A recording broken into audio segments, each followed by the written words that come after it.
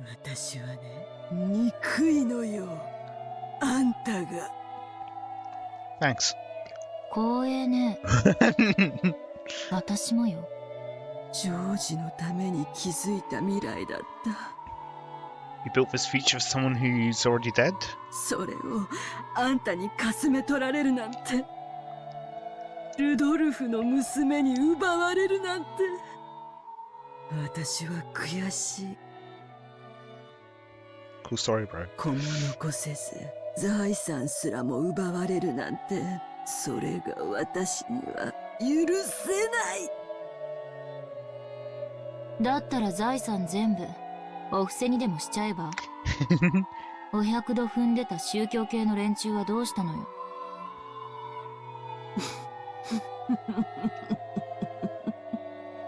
連中はみんな言うのよ。多すぎる財産が私の負担になっているって。 I mean, it certainly sounds like it. 決まってだから預けて清める必要があるとか言い出すのよ。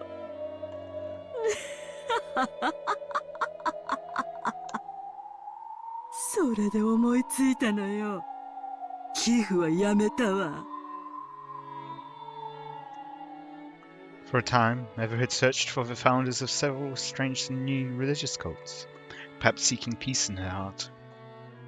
But they gave her heart no relief, and if anything, they ended up increasing her paranoia further. お金が余ってるならサラブレッド買い占めてコンビーフでも作れば。それよりもっと面白いことを思いついたのよ。いろいろ悩んだわ。どうやればあなたをひどい目に遭わせられるかをね。殺してしまおうとも思ったわ。あるいは全ての財産を消し去り、あなたを無一文にして後宮家から叩き出してやろうかとも思ったわ。素敵でしょ。お上品に育てられたご令嬢が腐ったパンや泥水を這いつくばって漁り回るのよ。ああ、それも実に素敵だわ。I wasn't expecting to hear the witch laugh there. 楽しい？楽しいわ。あなたを怯えさせるのはね。 Certainly doesn't sound like she's scared. でももうじき私は死ぬわ。だから私が死んだ後もどうやってあなたを苦しませ続けるか考えたの。そうしたら案外単純なことだったわ。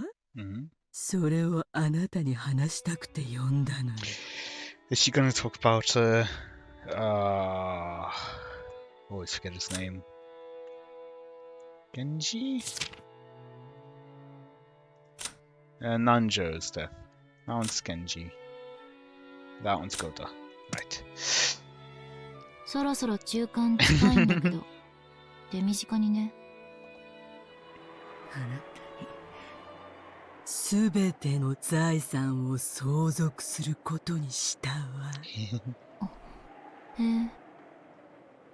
それどころか私が死ぬ最後の一日までどこまでも財産を増やして膨れに膨らませてあなたに相続することにしたのよ。それがどういうことか想像がつくかしら。 That wasn't what I expected. わかんないわ。バカだから。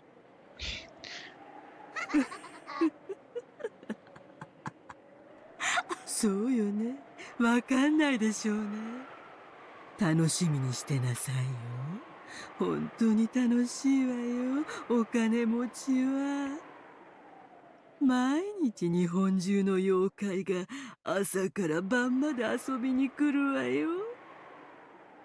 あんたの私生活はこれからはすべてワイドショーと週刊誌が覗き見してくれるわ。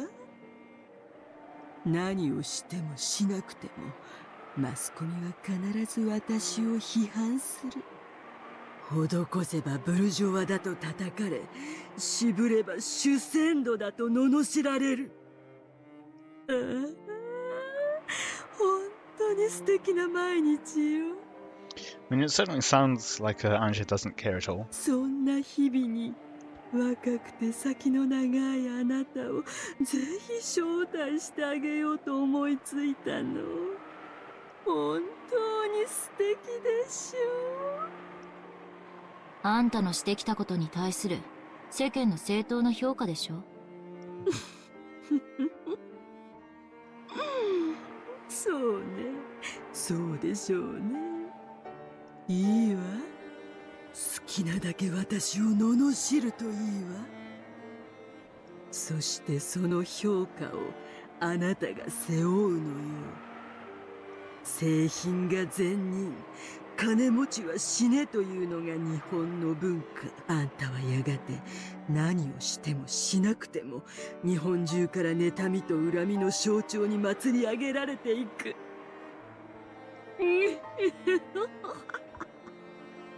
そんな生活の中で生きていくあなたのこれからの人生はどんなにもいびつなものなのかしらね。あんたの味方は誰も、あんたの悩みなど誰も聞かない。あなたを罵ることは公然としたスポーツになる。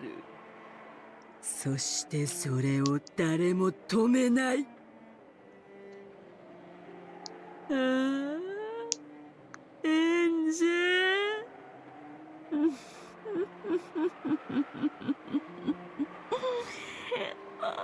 ああ、本当に楽しみよ。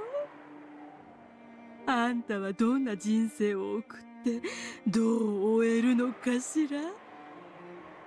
世界中の誰も信用できず、誰も愛せず、誰とも語り合えない人生をたっぷり満喫しなさい。その苦労話を持って地獄へ落ちてくるのを。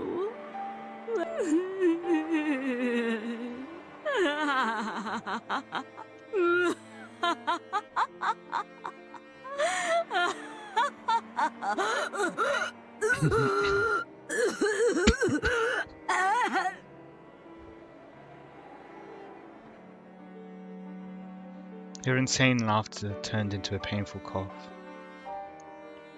Without changing her expression in the slightest, looking completely unconcerned, Anja stared at the only survivor of Rokkenjima. Perhaps because he found the violent coughing suspicious, the guard gave a short knock on the door and rushed in at the same time. Anja glanced at him, wordlessly making it clear that she didn't intend to move a step from where she was. And she was prepared for some kind of trap to frame her in Ever's death. However, that was fortunately a needless fear. As the guard rubbed Ever's back, he poured hot water from a thermos into a mug. As he did, Ever kept coughing, apparently in pain. Anja figured that this was probably the last she'd see of Rokkenjima Switch's final days. Eventually, the coughing subsided, and Ever regained her normal breathing. However, the glittering madness inside her eyes hadn't subsided in the slightest. I'm also surprised that she didn't go to prison.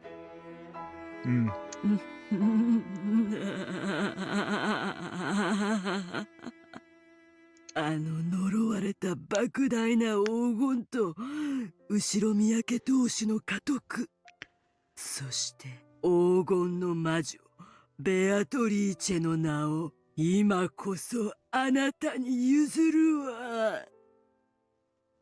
魔女の名にふさわしい狂って歪んだ生涯を楽しみなさい。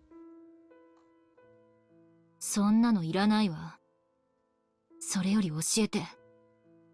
あの日、六軒島で何があったの？事故があったなんて、私は信じない。あの日に何があったのか、父さんと母さんと兄さんがどうして死んだのか、本当のことを教えて。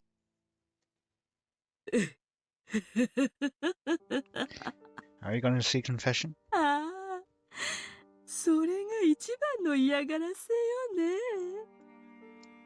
あの日に何があったか。1986年の今日、なんて言葉を残して3人が死んだのか知りたいわよね。Oh, no, what her Battler's last words were? They were something like, "It's you, ever," or something like that. 教えないわよ。呪われた黄金は残す。でもね、あんたが望む真相は私が地獄まで持っていくわ。それがあんたにできる一番の嫌がらせよ。悔しい？聞きたければ地獄まで行ってあんたの家族に聞いてみるといい。なら今すぐ死なないとね。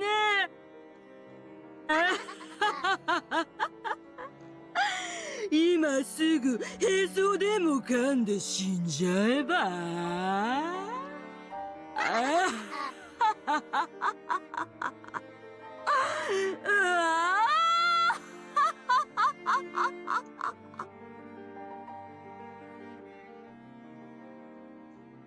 That laugh continued until she started coughing again.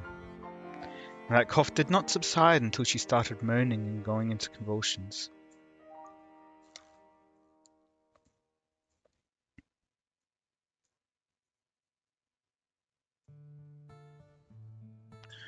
October 4th, 1986. On Rokkenjima, the Yoshimiya family customary and final family conference was held. On the next day, October 5th, an extremely unfortunate accident occurred and the Yoshimiya family was wiped out. Oh. I was just thinking about the extremely unfortunate accident about the, was it Tokyo earthquakes? That wiped out the main family, Yoshimiya main family ages ago. Fortunately, quote unquote, Yoshimiya ever escaped from that and inherited almost all of the Yoshimiya family fortune.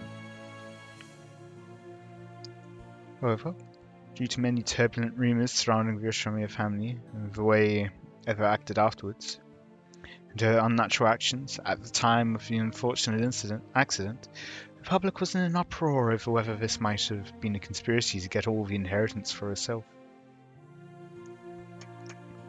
Under pressure from the public, prosecutors repeatedly tried to investigate the matter. The media began tracing the outline of a conspiracy that they called Rokkenjima's suspicion. But in the end, they weren't able to find proof that this unfortunate accident was a crime.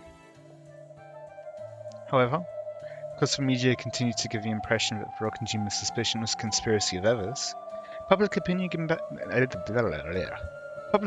began to believe that she was the true culprit. Of course, I was also influenced by the bad impression caused by all that easily condemnable, overbearing financial activity, which she had carried out using that vast wealth. Every time she did something, and the rumors started spreading, the media would bring back Rokkenjima's suspicion. Blamed the criminal justice system by saying that she was the true culprit, and that the only reason she hadn't been arrested was because even the police had been bribed. Yeah, so I don't think that Angie would face that same level of persecution by the media. So the impression that she was a great villain grew stronger and stronger.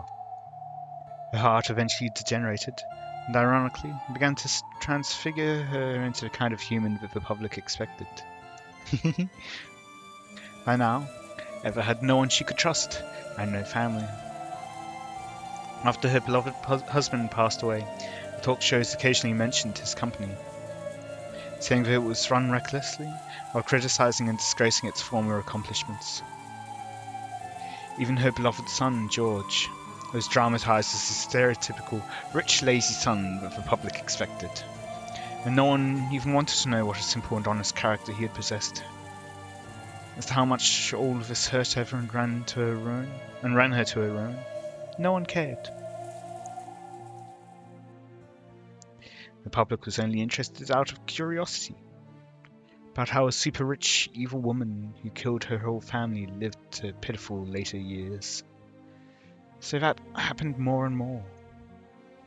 And eventually, Eva's personality was transfigured until people started calling her a lunatic. It was said that Eva sometimes reminded her of her father, whom she had once admired in his later years, and she had laughed at herself with scorn. And on the day of that final family conference, because Shromiya Rudolph's daughter Anja had been sick and had stayed with her mother's family, she had not participated. At the age of 6, she had lost her family and had gained Eva as her guardian. Since Anja had become Eva's only blood relative, Eva took very good care of her. She had imposing guards surrounding Anja's person at all times to prevent her from coming to harm, or perhaps more importantly from escaping. Anja even had her right to play with friends, to come home from school together, and to enjoy the seasons together, stolen away. So that she can live a full and pleasant school life.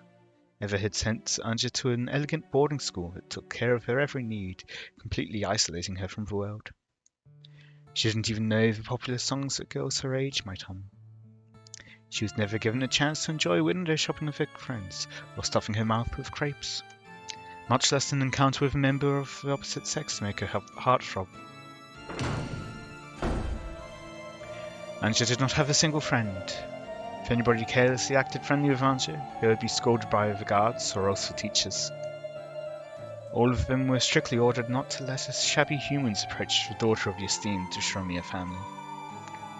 During that time, talk shows were always mentioning Shromiya Eva, always spreading rumours about her countless financial misdeeds. Those who knew her daughter naturally began to keep their distance. I'm guessing those who knew of her as her quote-unquote daughter. Even now, she was called a witch at school, and any time something bad happened, even if there was no proof, it would be whispered as though it was an absolute truth, that she'd imposed her will on the school staff. The environment makes a person. By now, she had a heart as wild as those around her feared. No one trusted her, so she never bothered to believe in anyone. No one loved her, so she never even tried to love.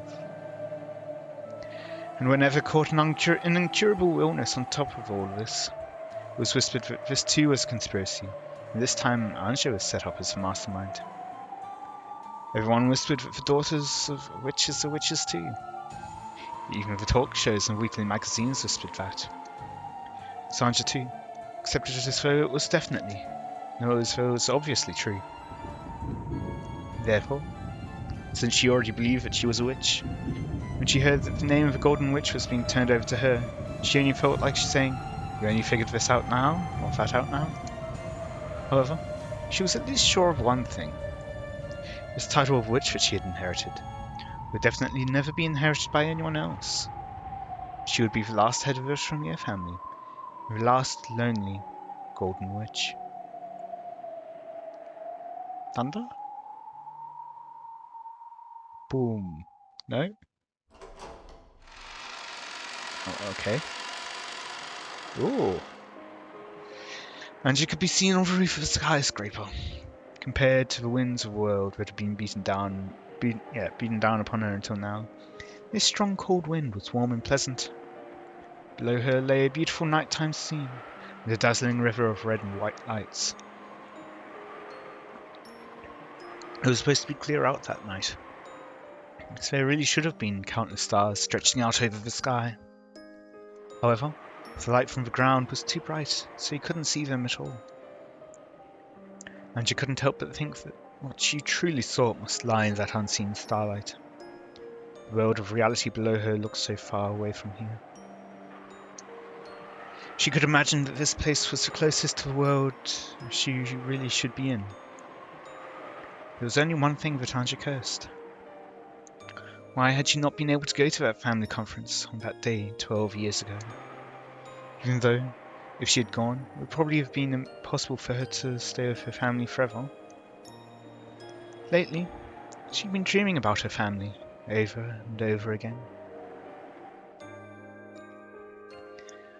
The person I was 12 years ago calls out frantically, urging them not to go to a family conference.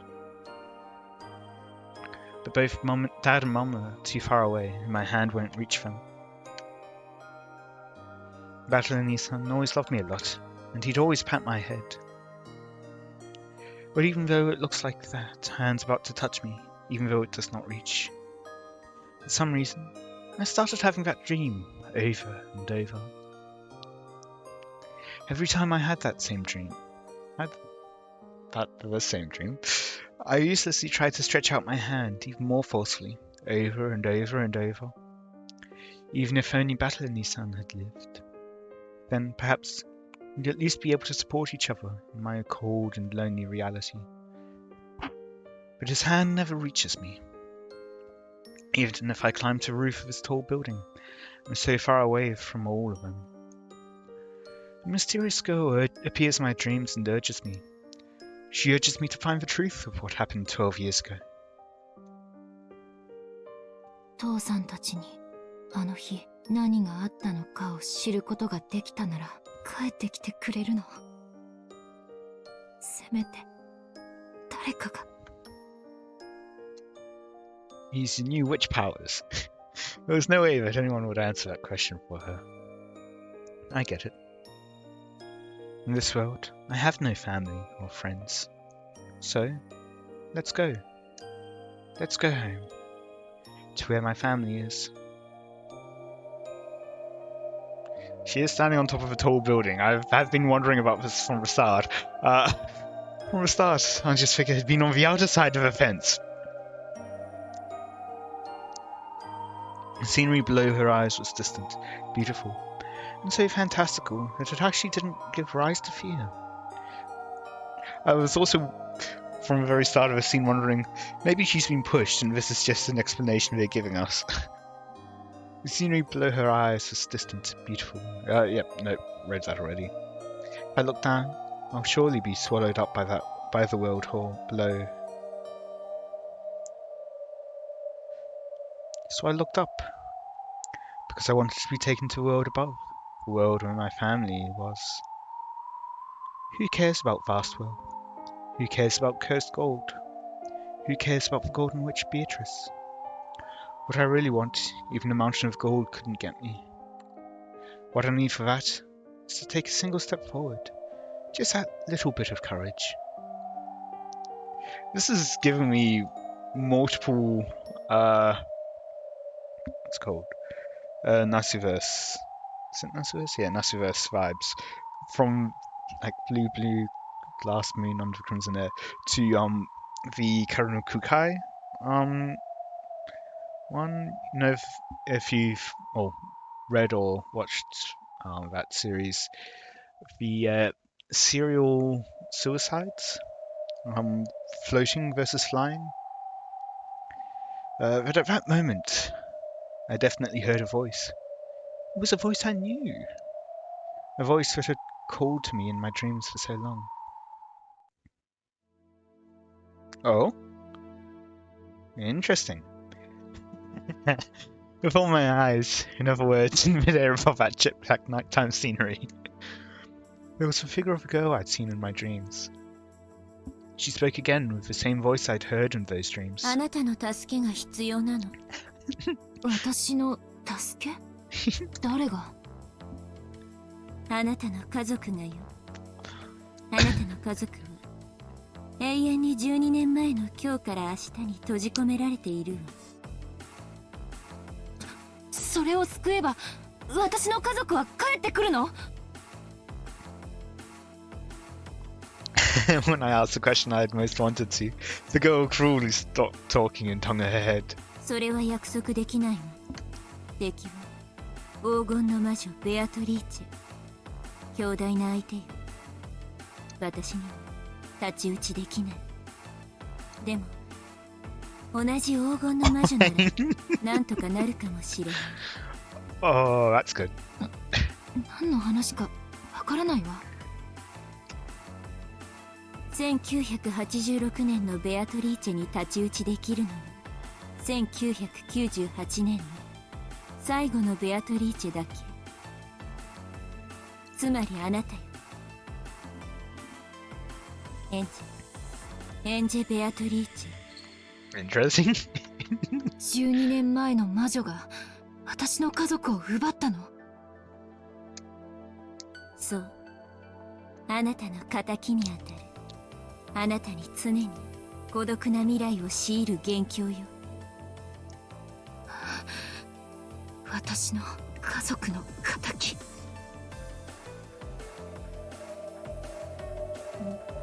見返りにあなたの望む最も理想的な世界、家族の帰ってくる世界のかけらを探してあげるの。でも必ず希望が叶うと約束はできない。1986年のベアトリーチェのゲーム版はあまりに完璧。今日の手土産にその理想のかけらを持参しようとしたんだけれど、未だに見つけられない。かなりの強固な運命よ。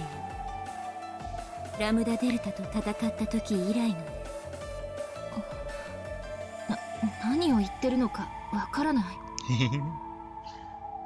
あなたに復讐のチャンスを。見返りにあなたが享受できる可能性の中で最も幸せな結末を探して持ってくることを約束するわ。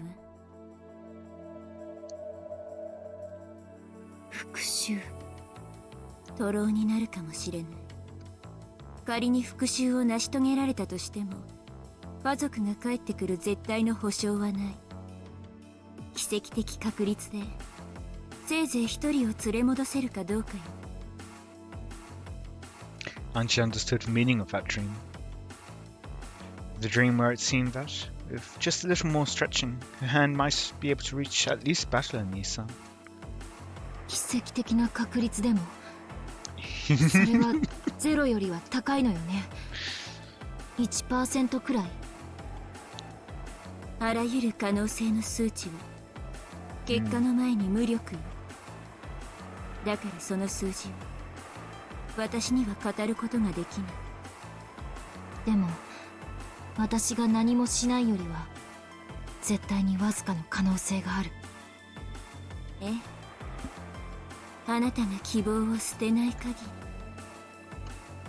ただし覚悟して、それは限りなくゼロに近い。いいわ、乗るわその話。いいのね。 Now, what I'm wondering is if we'll see 6-year-old Anje or 18-year-old Anje. 多分もう二度とここへは帰ってこれないわよ。ここは私のいるべき世界じゃないわ。そして私のいるべき世界は私が自分で探す。あなたの名前を聞かせて。奇跡の魔女ベルンカステル。そして我が名においてあなたは黄金の魔女エンジェ・ベアトリーチェだと認めるわ。 So, it's gonna be Witch World? Yep. Beatrice, final witch born in 1998, named by Everest's successor, and accepted with Gavin Costello as her guardian. She's starting from zero as a witch, but as her body is located 12 years in the future, she possesses ultimate magic resistance that prevents her from being targeted by any of Beatrice's magic. Additionally, completely converse to her older brother's magic resistance, she has a natural talent for attacks against magic types. Her potential in both attack and defense of the highest level, but the distance is great. 12 years really is. Blank Self, Witch of Miracles, has lived for 1,000 years. Her vast power is capable of creating all kinds of miracles, but her heart has broken a bit as a result. Back when she was a human, Lambda Delta once imprisoned her within a cruel fate, toying with her the whole time. It seems that she's caught unable to abandon others to according to her fate. In theory, she holds the strongest power of any witch, but in practice, that is no more realistic than saying that a piece of paper can reach the moon if you fold it 100 times. And fold it 100 times she did. I'm pretty sure I read that before when we had a previous tea party.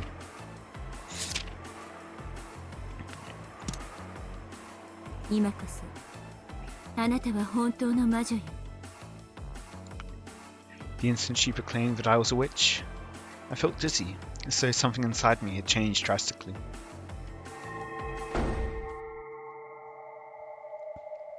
At that time I heard a clunk. It was the sound of the door that opened to the staircase to the roof. Those aren't Eva's guards. They're only guards in name. Oh, what? No, what?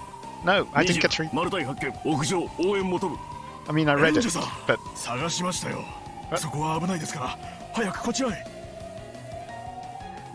can't stop. I can't stop.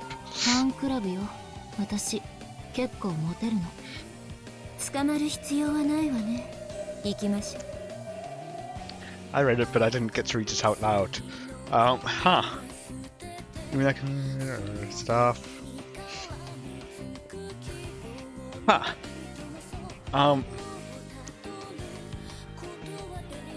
Interesting. Thinking about it, her situation's kind of like what Lambda Delta wants for Bernkastel.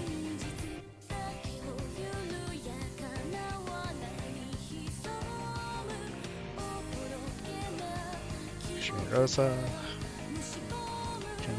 color servants, Beatrice, and then all the furniture.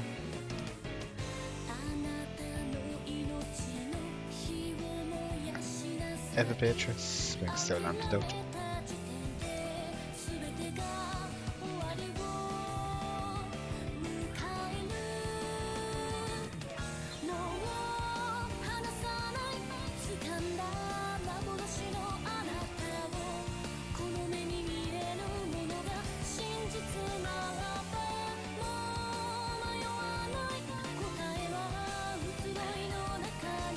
So I'm guessing in the intro section for the next episode we'll get some talk about Anjia joining, and then in the actual episode itself we'll get to see more Anjia. Yay! Yeah. I hope you've all enjoyed. Let me know any feedback you have in the comments. And until next time, probably in a couple of weeks. Yeah, until next time, I'll see. I guess I can continue. Looking annoyed, Benica still turned on her heels in the jet black sky. Watching that perfectly casual gesture, I followed her as though it was completely normal. エンジェさん、待ちなさい。早まるな、危ない。ああ、ダメね。全然ダメ。じゃあまたね。See you again。迎えにはリムジンをよこしてちょうだい。みんなも一緒だから。じゃあね。エンジェさん And that's when she breaks into the illusion. Oh, that's good. New game board added, new elements added. Yeah. Until next time, I guess we'll see what the new background is. Ooh, I feel like that's the same as what we had previously. This is just going to be showing us here and there. Ooh, actually, I wonder if we can once again kill off the witches and see what their death versions are.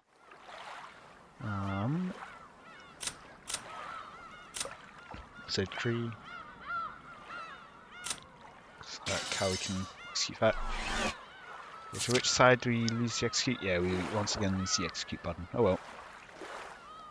Because first episode one we had the execute option. But, oh well. Yeah, I hope you've all enjoyed. Let me know. I've said this already. Until next time, see ya.